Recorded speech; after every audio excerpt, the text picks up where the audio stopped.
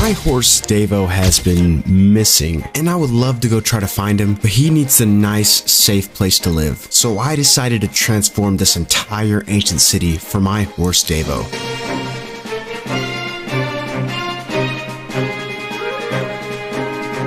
Oh, and did I mention this took me 4 months to do? So you better stick around and see what I built. You won't regret it. Ancient cities are cool in their own right, but not very suitable for horses. So I had to do some thinking. My plan was to continue an underground city theme while putting my own twist on things. That means the structure of the city will remain the same, but I'll implement my own features like a garden, storage area, and a giant hole in the ceiling. But the first obstacle we come across is a big one. Can anyone tell me what it is? Yeah, the skulk's gotta go. If you didn't know, skulk is the no-no block. Every time you see this in your world, your heart immediately drops and you feel like your real life is in danger, especially in hardcore. Luckily, in one of my previous episodes, we had already gone through and warden-proofed this place, so that scare factor was gone. It's easily mineable with your mother, and it drops experience, so we won't have to worry about durability. But Schmizzle, are you really gonna mine all this skulk? Yup. We're mining every single block. Let's start with the floor.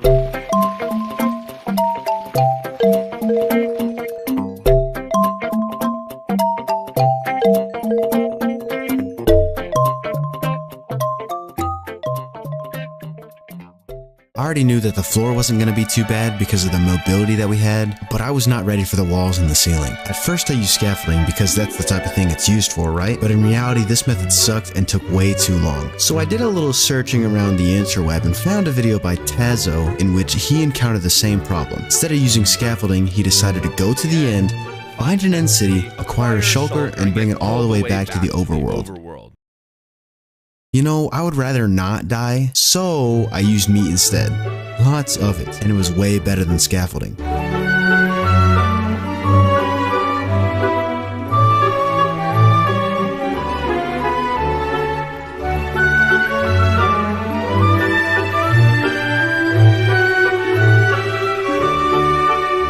Woo! See, that wasn't too bad. For you just saw a couple seconds of it, but the whole entire skulk took me around 10 hours to complete. And you may be wondering, how much skulk did I actually mine? Nearly 50,000 blocks of skulk. That's unheard of. Like, I don't know if I can do that ever again with any other block. And if you're wondering what 50,000 blocks look like, boom. And yeah, I know, Tazo did this too. Don't judge me, okay? I know it's crazy though. I don't want to look at it any longer. I've seen enough skulk for today. And even though I just mined all of that skulk, I still need to destroy all the tattered buildings so I can enter build mode.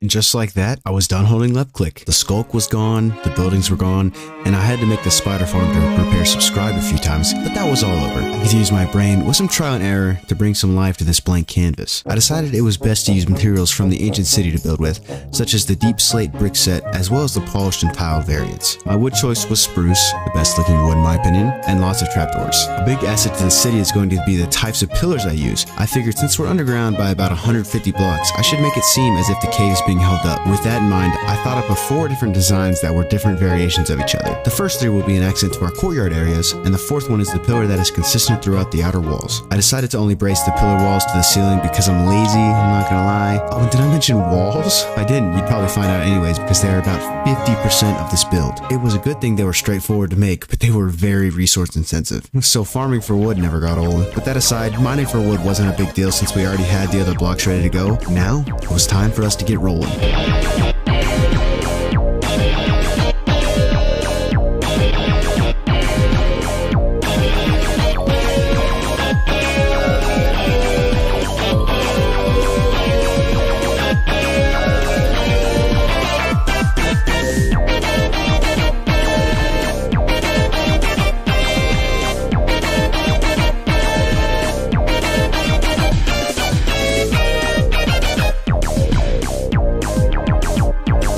designing the first two pillars, I had a pretty good idea of how to shape out this courtyard. I didn't want the long hallway through it like in the regular Ancient City, I wanted circles. And surely enough, with plenty of trial and error, the back courtyard was complete. We still needed to fix the outer areas and liven it up a little bit, but we'll move on for now. Okay, I kinda lied. Our last challenge for this back courtyard was designing the third pillar. I knew this one had to be bigger and better than the last two, but what kind of blocks do I use? I decided to incorporate some of the polished basalt I used for the pathway in the courtyard, and it went pretty well with the scene of the deep slate variants and spruce wood. So after fiddling with it for an hour, I got this.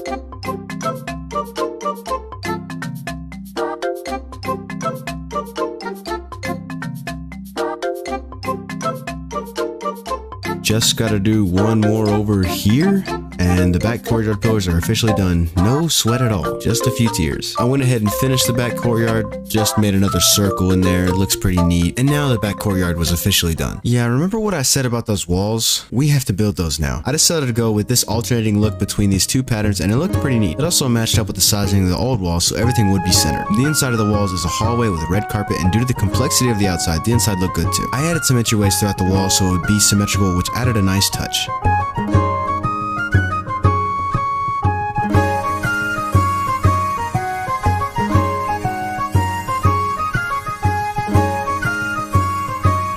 So we have a decent amount done so far, but this is where I came up with the idea to have pillars on the corners of the wall. Granted, it would take a lot more work, but I knew it would elevate the build. Watching this back, I remember how long it took me to get it just right, but in the end, the time I spent was worth it because these things looked amazing. The emptiness of the air vanished as soon as I started popping these up in every corner. The vibe of the cave being graced up by these made the build that much better. After I built it once, it became second nature and I could put one of these things up in 15 minutes. And the same for the walls. Not too soon after, the walls were 90% complete, but we can't pat ourselves on the back yet because we had a new problem. We had more stuff to destroy. In order to place the front courtyard pillars, we have to destroy the existing ones, which were solid. At least we're switching it up a little bit.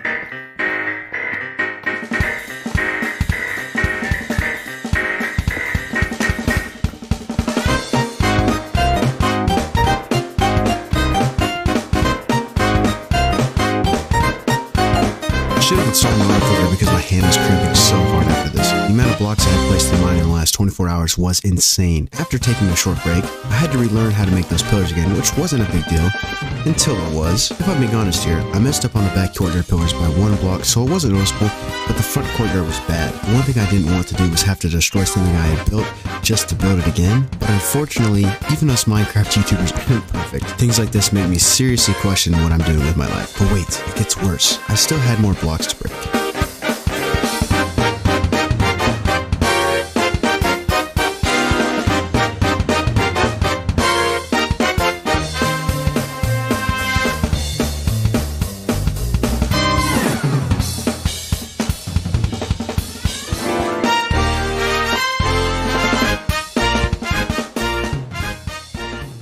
After clearing out this front hallway, the infamous Ancient City portal was the last thing to stand in my way. First, I cleared out almost every single block around it, which took even longer than the previous pillars, but nothing prepared me for what I was going to have to endure next. These blocks in the center of the Ancient City are called Reinforced Deep Slate, which is unobtainable in survival mode. There are a couple ways I could destroy these, the most popular being this glitch that breaks bedrock. In the current versions of Java, to break bedrock, you need to update the block of bedrock on a specific frame. You can do this by lighting TNT and placing a piston facing the bedrock against a redstone power source of some sort at the right moment. What this does is the game thinks that when the TNT breaks the piston is extended, therefore deleting the block that the piston had occupied. This method is very dangerous, and if not done correctly, you will die. Method number 2 is to break it with a pickaxe. Simple, right? Well, yes, but simple things come with a cost. There are 56 pieces of reinforced deep slate in the portal, and each piece takes about 1 minute to mine. You heard me right.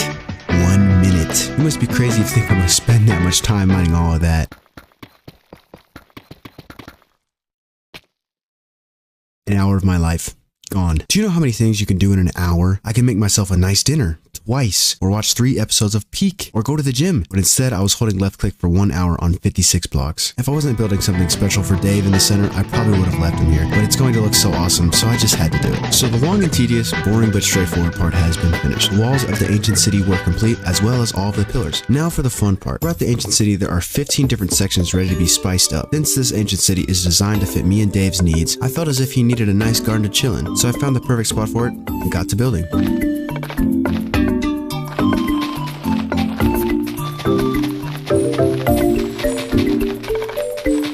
I started by placing grass along the base and then followed by building this path connecting to the walls and around a center point of the garden. Adding leaves as bushes around the pathways added a nice touch, as well as the lanterns on the fence posts. I wanted to have the pathways going around a giant tree in the very center of it all, and I knew building it would be a pain.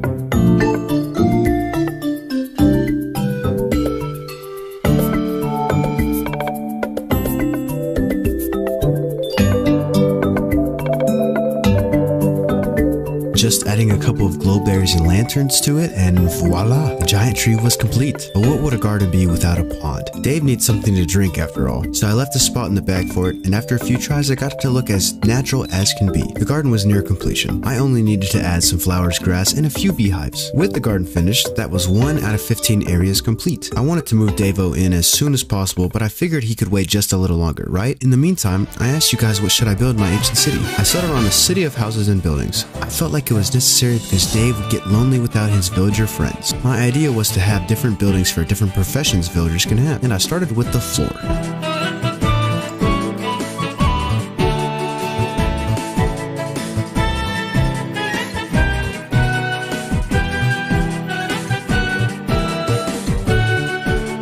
The floor design was nothing special, and neither were the buildings. This first house was the library, and I freehanded it quite a bit. Next was the forge, which was just a platform with a gazebo.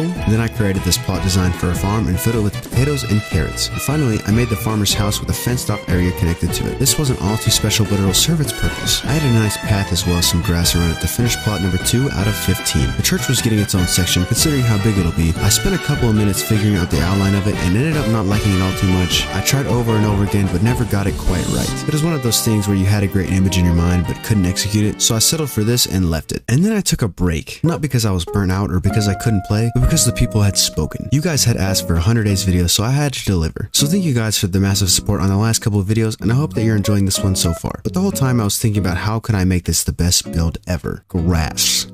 Grass was the answer.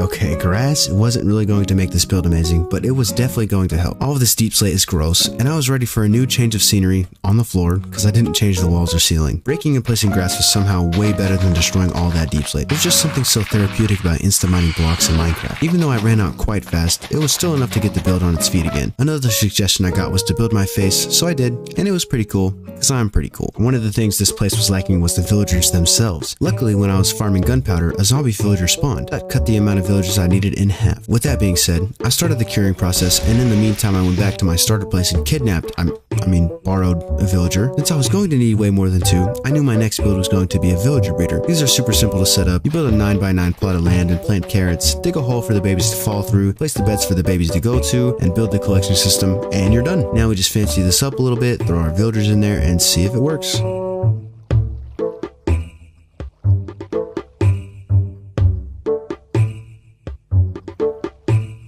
And after 20 minutes, a villager emerged, as I planned, and we have 5 out of 15 plots decorated.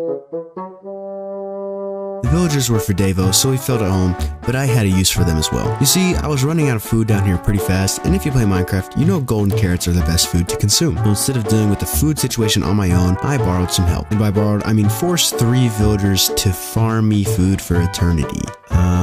I swear I'm a good person, okay? The build was super simple, just like the breeder, and worked phenomenally. The villagers would farm the crops, throw them to their buddy, which would get picked up by a hopper, then I would sell them back to the villagers and then trade for golden carrots. Work smarter, not harder. Another farm I was going to need was sugarcane. Rockets are a huge accessory in the endgame, and I got tired of going to find sugarcane and farming it manually. This time, I didn't need slaves to do my bidding, I just used some redstone.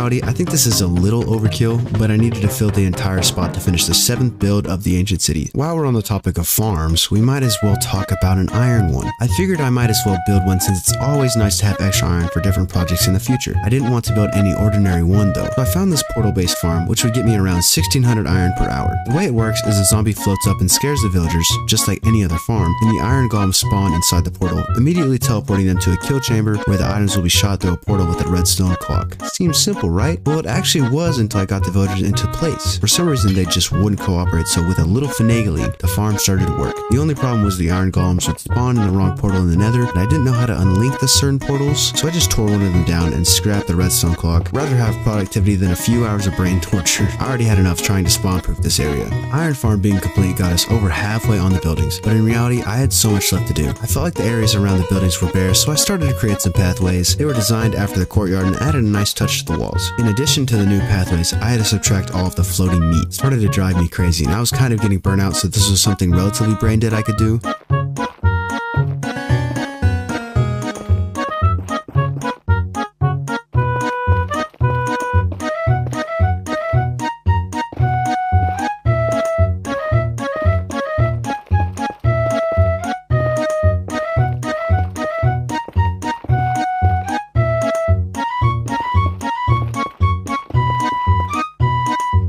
Looks a lot better. I hadn't seen this place without it, and honestly, I don't miss it. Burnout was still kicking me in the teeth, so there was something else I didn't mind doing. Remember last episodes where I found the cave that leads to the surface? Well, I wanted to make it a lot safer, considering how easy it is to die with an elytra in a closed space. The hole that was initially there was kind of off-centered, so I created a new one. I measured out with meat, dug the outline, and started to dig.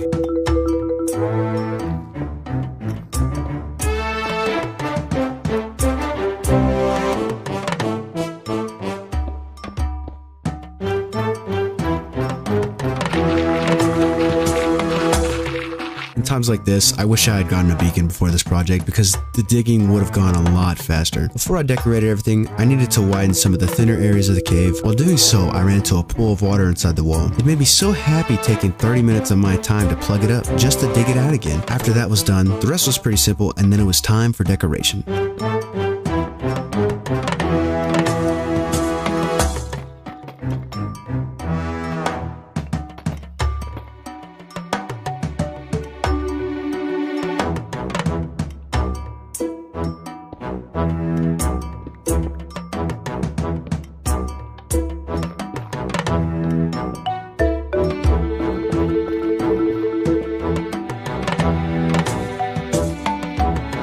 Combination of wood on the outside mixed with the pattern of deep slate variants on the inside with a strip of the redstone lamps looked insane. I'm glad the way up was a lot safer now. I wanted to set up a landing area as well as a stable, but I had something more important to do. Pathways. Lots of them. Just kidding, that's not as important. The enchanting slash storage slash smelting area was the most important. I had mined all of those blocks in the hole, and there were dozens of chests full of unsorted items, so a slightly below average storage system was in order. But instead, I built this really cool enchantment table. I know, this glass texture has been used time and time again, but come on, doesn't it look so clean? And of course I had to throw a little sidebar there with some barrels, brewing stand, anvil, and a crafting table. Now we can start the storage system. I didn't want it to be anything special because later on in another video, I will make an auto sorter for every item. But for now, we just need a couple of labeled chests.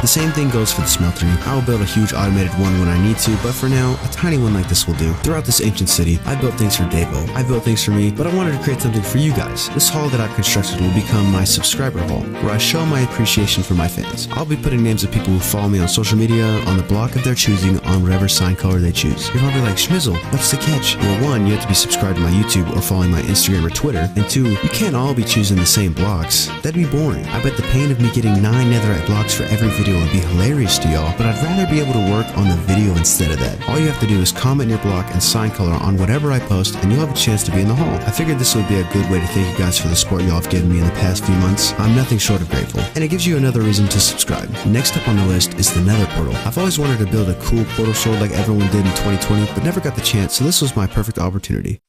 Yeah, so you know when I said I was burnt out earlier, the last couple of things I did were necessary, but not really for the project at hand, so I needed a little break. When I came back, I made sure to fix up this nether portal. The ancient city was near completion, only missing the front courtyard and the mystery monument in the middle. I was still deciding what to do with them, so I finished the rest of the pathway around the place. I really liked how it turned out, being a simple but attractive pattern along the area, and it kind of made up for the empty space everywhere. And with that complete, we only had 2 more buildings. This front courtyard is going to be what the back one could not. It will have the same concept, but the pathway will only have 1 circle. The outer portions will be grass, and in the middle I will build a nice big fountain, and I'm glad my burnout was gone for this one.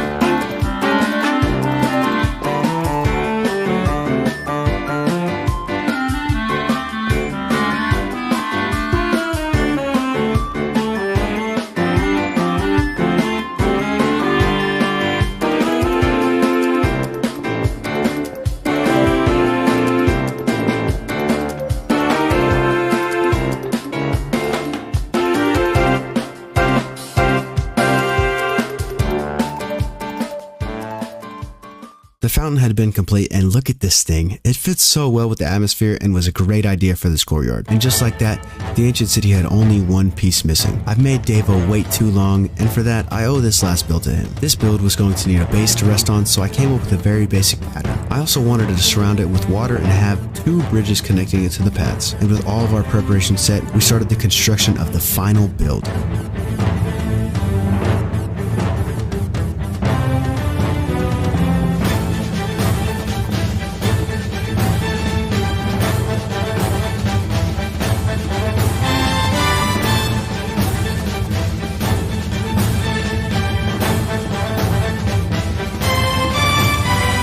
And with that, the giant horse statue was complete, marking this as Dave's domain. He waited patiently for his return, so we had to surprise him to the fullest. But with that, the final touches were done. The last 4 months had come to a close. Through all the ups and downs, all the blood, sweat, and tears, it was finally time to bring Davo to his new home.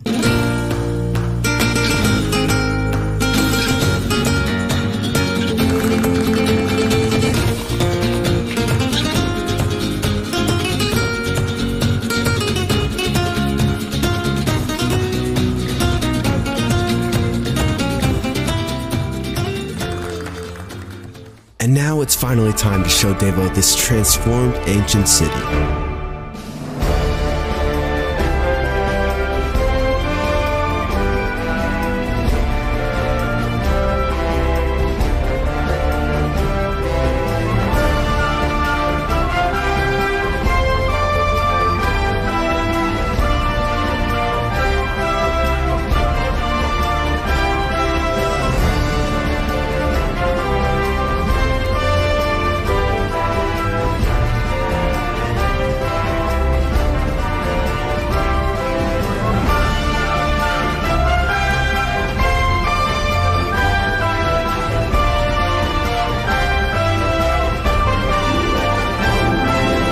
If you enjoyed this video and want to see more like it, subscribe to the channel. I want to make this hardcore series as great as possible, but I can't do it without your help. Thank you for watching, and as always, have a blessed day.